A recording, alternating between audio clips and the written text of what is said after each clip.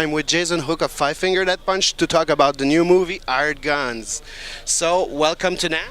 Hey, thank you. Welcome to NAMM 2015. Yes. What is your involvement in that movie, and what is the story behind that movie? Well, basically, I'm a huge documentary fan.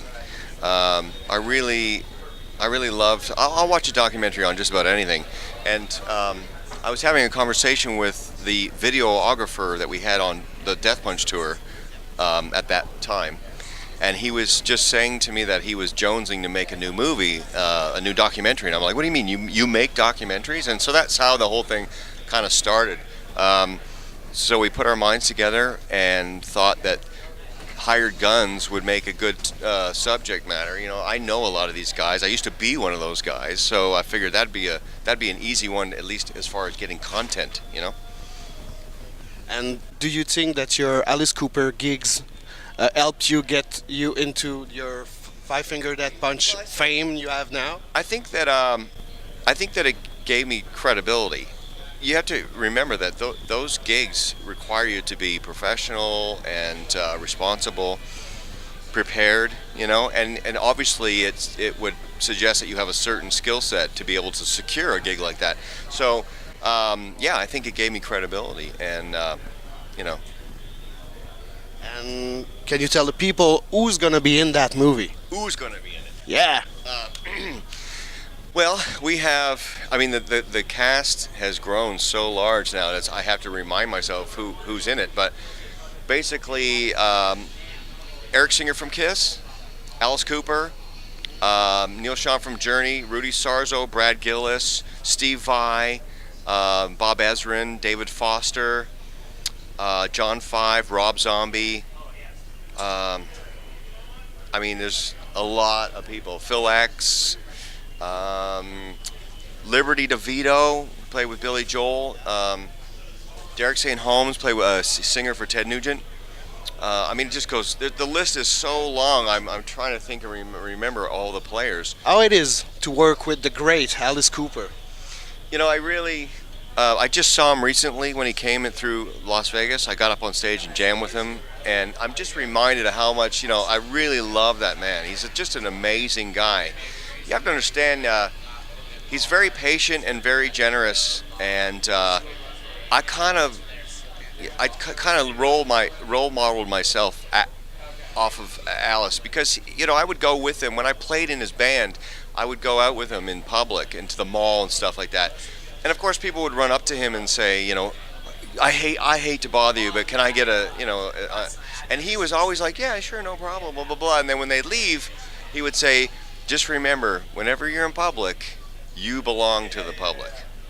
It's open. You're there, and if they want something, that's their time. If you don't want to be harassed, don't go out in public. Stay away from it.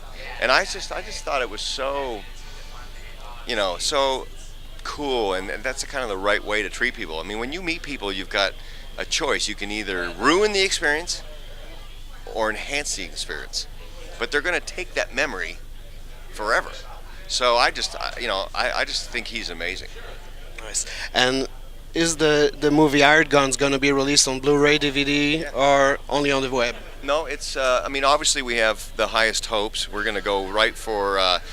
We're trying to get small theaters, but in this day and age, it's a little tough. We'll definitely see DVD, Blu-ray, and most likely all of the video distribution channels, maybe VH1, Netflix, stuff like that. Yeah. And release date? Well, we're shooting for mid-year. I'm learning a lot about filmmaking. It's a lot of work. And there's a million little hurdles that pop up. But we're filming the final jam segment this week. Not ready yet. No, we're doing the final segment. We're still filming. The final segment is everybody in the film gets together to do a jam session. We learn songs. We're gonna put the Billy Joel guy with the Quiet Riot guy with the, and we're all gonna play. It's gonna be crazy. Like a Five Finger Death Punch with the lady that played for Frank Sinatra. It's gonna be nuts. Yeah, it's crazy. Okay. Yeah. Cool. So mid-year. Yeah, mid-year, Proxy. Okay. So talking about your band Five Finger Death Punch, you guys are in the studio now. Yeah. to make the follow-up to the two righteous. I wasn't busy enough. Yeah. So are we gonna expect something a little bit different, or you're gonna follow the same path? Well, the conversation that we had with the guys, we were basically just said, what do we want to do? We always, I think it's good to talk about it and have a plan. It's like the plane takes off with a flight plan, and we're going to go here, and we're going to land over there, and it's going to take this long. If you don't have a plan, that's just, you got to manage your expectations. The plan is that we're going to try to keep it high energy and, maybe all sort of like aggressive. I know we've said that before, but somehow the mellow songs leak in there. But this time we're really going to try to keep it all pumping at like 7 to 10. You know what I mean? And just have a potent, aggressive record. Yeah. And if we speak about the last two albums, the part one and the part two, if you had to do it again, would you do it again? Oh yeah. Oh yeah. Eh? See, I'm Canadian, so I can make fun. But I'm sure you heard the critics about the second one wasn't as good as the first one. It's okay. It doesn't matter. I mean, look. Here's the thing. It's like, we feel like we've earned a little freedom, and we just have this collection of songs. So you try to shuffle the deck. You can't really predict which songs are going to be the ones that everybody gravitates towards. You can kind of figure it out. I mean, you can kind of have an opinion about it, but the cards will fall where they fall. So keep in mind that number one came out, and that was the highly anticipated release after not having a record for a couple of years, right? So boom, that's out, and then the other one gets tucked in later. It's okay. It doesn't mean anything to us other than we were fortunate enough to have all that material, share with the public. And you guys still having fun playing together? Oh yeah. Yeah, I go. Oh yeah.